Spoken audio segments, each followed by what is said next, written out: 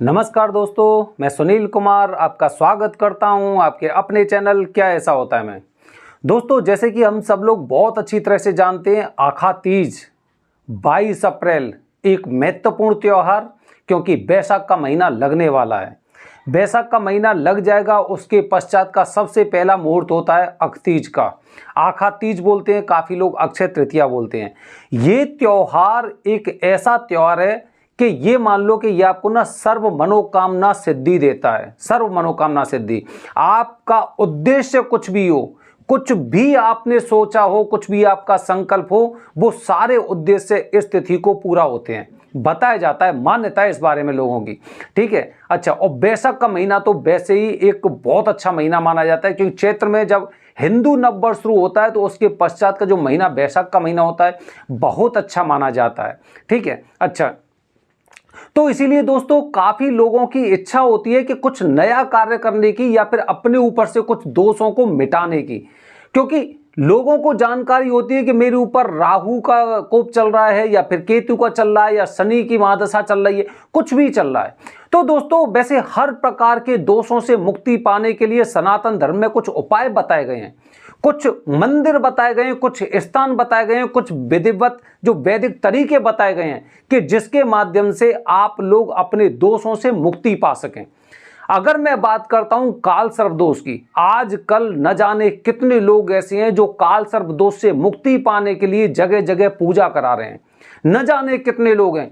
काल सर्प दोष, पितृ दोष, मंगल दोष, ये तीन तरह के दोष ऐसे हैं कि कोई ना कोई इंसान इन सारी चीजों से पीड़ित है। पितृ दोष है, काल सर्प दोष है, मंगल दोष है, और इनके लिए अलग अलग पुरोहित अलग अलग लोगों को जानकारी देते हैं कि आप यहां पे पूजा कराइए। काफी तो पुरोहित ऐसे होते हैं, वो ये कहते हैं कि हम आपकी यहीं पे प्राचीन शिव मंदिर में पूजा करा देंगे, वहां के पास में एक नदी है, वहां पे आप नाग नागिन के जोड़े को प्रवाहित कर देना। आप समझ रहे हैं, मतलब आपसे वो शब्द बोले जाते हैं जिन पर आपको यकीन हो जाता है, आप उन पर विश्वास करने लग जाते हैं। कि जैसे काल सर्प दोष, अब काल सर्प दोष से लोग तुलना करने लगते हैं सर्प की, कि कुछ इसमें सर्प का लेना देना होता है, लेकिन सर्प का कोई लेना देना नहीं होता है। ठीक है, सर्प से जब तुलना करते हैं तो उसके बाद उसे कनेक्ट करते हैं वो भगवान शिव से, कि सर्प और भगवान शिव का एक बताया जाता है कि जो इन्हीं की सेना है।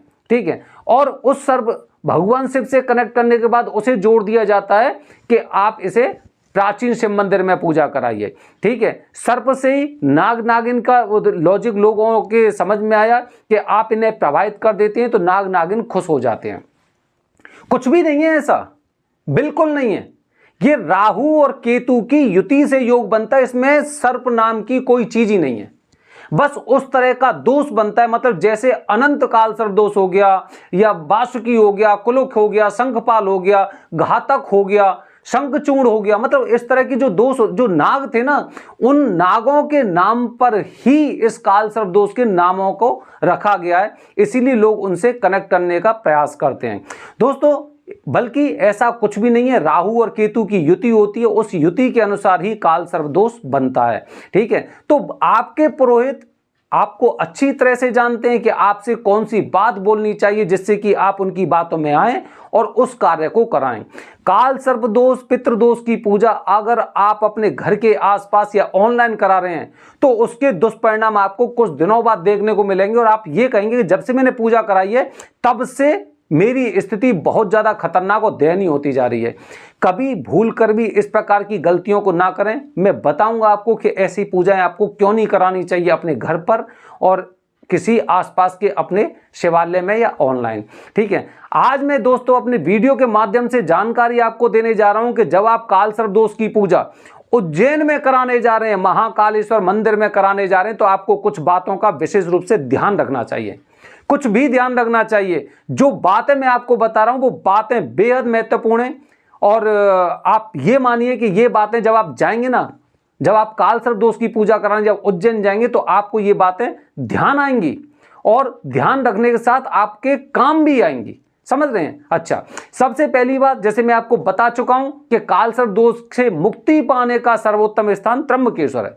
यहां पे आप शांति के लिए आ रहे हैं, शांति आपको 100% शांति मिलेगी। 1 साल 2 साल 3 साल तक आपको पूर्णतः शांति मिलेगी। उसके पश्चात आप उसकी मुक्ति के लिए त्र्यंबकेश्वर में पूजा अवश्य कराएं। पहली बात, इस पूजा में 4 कपड़े की आवश्यकता होती है। अगर लड़के होते हैं तो 4 कपड़े, अंडरवियर, बनियान, धोती और एक गमछा। सफेद रंग का होना चाहिए, काला, नीला, हरे रंग का नहीं होना चाहिए। ठीक है।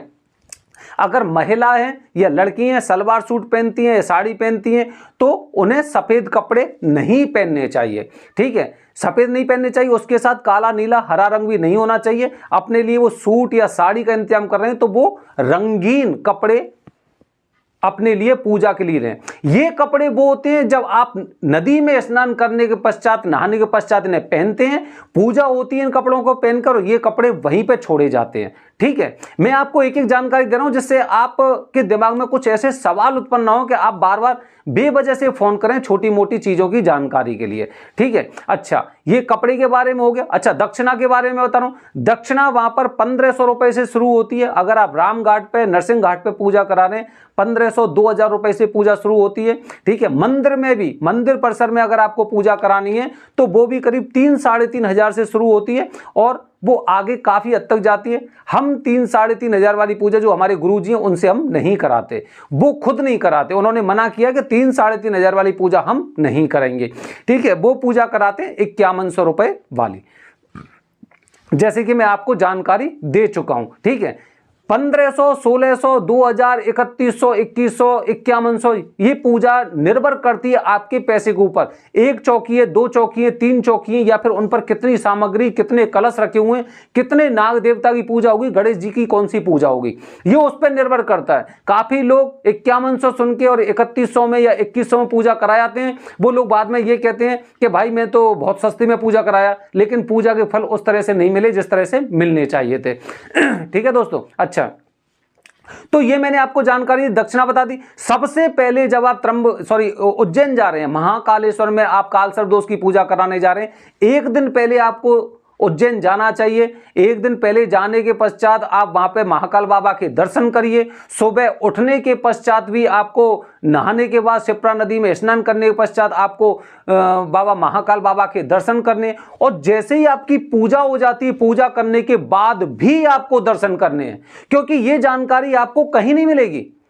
पूजा करने के बाद भी जब आप, क्योंकि काफी लोगों की इच्छा होती है मंदिर परिसर में पूजा कराने की, तो मंदिर की एंट्री होती है। एंट्री के पश्चात वो महाकाल का जो गर्भगृह क्षेत्र में जाते हैं। गर्भगृह क्षेत्र के पश्चात वो उससे थोड़ा सा बाहर निकलते हैं, वहीं पे मंदिर परिसर में पूजा होती है।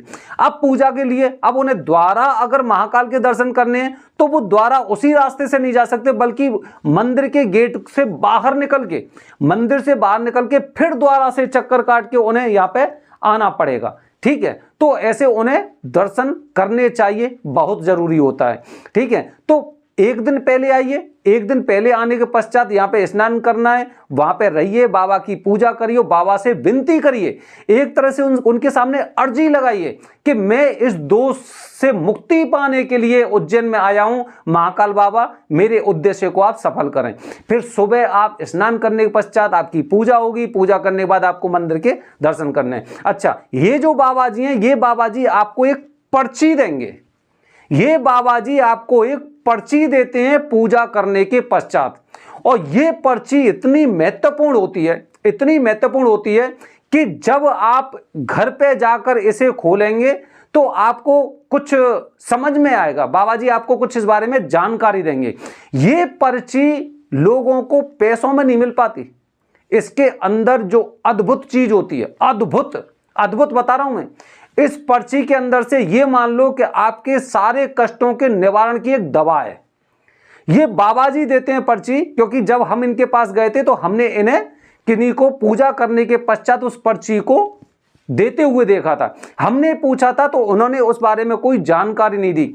ये कहा था कि ये हर प्रकार की परेशानी की दवा है, आप अपने घर पर जाकर ही इसे खोलना, और जो विधि विधान वो गुरुजी बताते हैं उस हिसाब से उसका आपको पालन करना होता है। तो ये पर्ची भी बड़ी महत्वपूर्ण होती है, और इसकी कोई कीमत नहीं होती है, इसके कुछ पैसे नहीं लेते हैं वो। और ना ही आप अगर उस पर 1000, 2000, 5000 रुपए भी अगर आप खर्च करते हैं ना, फिर भी आपको ऐसी जो ये पर्ची के अंदर जो एक दवा होती है ना, वो नहीं मिल सकती। आप ये ट्राई कर सकते हैं, ठीक है। अच्छा, ये मैंने आपको जानकारी दी। इसके पश्चात दोस्तों क्या होगा कि जब भी आप अपने घर लौट रहे हैं तो आपको ये बात भी विशेष रूप से ध्यान रखनी है कि वहां पर जो शिप्रा माता है, वहां पर आप या तो कुछ दान करके आइए, ठीक है, दान करके आइए। वहां पे आपको स्नान करके नहीं लौटना है। अगर आपने स्नान किया है तो स्नान करने के पश्चात आपको महाकाल बाबा के दर्शन करने हैं, ठीक है। और दर्शन करने के बाद आप लौट सकते हैं, लेकिन ऐसा नहीं कर सकते कि आप दर्शन कर आए, आपको लगा कि मैं गंदा हो गया हूं और एकदम आप जाके आप नहा लिए, नहाने के पश्चात आप लौट चले अपने घर चले। तो आपको नहा के डायरेक्ट नहीं आना। अगर नहाए हैं तो आपको दर्शन करने होंगे महाकाल बाबा के। किसी ना किसी को वहां पर दान अवश्य करके आए। अगर कुछ भी कोई नहीं मिलता है तो वहां पर गाय भैंस या काफी ऐसे गरीब लोग हैं जो भक्तजनों श्रद्धालुओं की बड़ी प्रतीक्षा करते हैं कि लोग यहां पर आएंगे तो कुछ उनकी इच्छा भी पूरी होंगी, ठीक है। तो वहां पे आप उनको थोड़ा सा कुछ भी जो हो सके आप दान करिए। अगर हो सके तो आप अपने साथ कुछ तांबे के सिक्के लेके जाइए। तांबे के कुछ सिक्के अगर आपके पास होते हैं तो उन्हें शिप्रा माता में, शिप्रा नदी में अवश्य आप उन्हें वो क्या कहते हैं प्रवाहित करके आइए, ठीक है। वो अगर आप करते हैं तो वो एक बहुत महत्वपूर्ण बात होती है। तो दोस्तों, मैंने अपनी वीडियो के माध्यम से आपको बताने का प्रयास किया है कि जब भी आप उज्जैन में काल सर्प दोष की पूजा कराने जा रहे हैं तो आपको ये बातें विशेष रूप से ध्यान रखनी चाहिए। एक अंत में बेहद महत्वपूर्ण बात और बता रहा हूं कि पूजा के पश्चात आपको 40 दिन के नियमों का पालन अवश्य करना है।